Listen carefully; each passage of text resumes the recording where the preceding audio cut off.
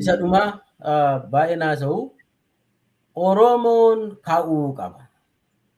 Oromoo ka'e.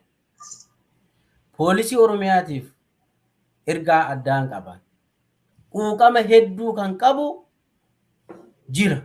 Gara Oromoo gori. Gara Oromoo gorii loladhu. Carraan biraa hin jiru. Barataan Oromoo yuunivarsiitii isaa jiraatu, haayiskuulii isaa jiraatu, bakka jiru waraanni uummata keenya irratti baname dhaabbachuu qaba. Nagaan jiraachuu qabna dee gaafachuu jallabu.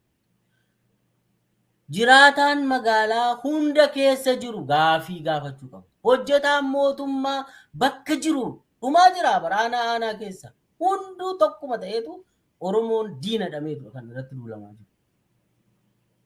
Warra jaarsootii daa'imnii fi harmeewwan akkasiin yeroo lakkoofsaan hamma kana gahu fixamu namni dubbachuu qaba. Namni dubbachuu qaba. Falmachuun barbaachisaadha.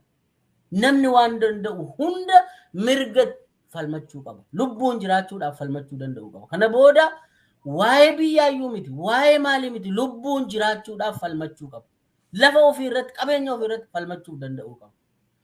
Namni hundi, namni an Oromoodhaafan dubbadhan amma dubbiin gadi ba'uun gaafachuun, gaafii sirrii gaafachuun kan karaa nagaan qabsaa'uu danda'u karaa nagaan haa qabsaa'u.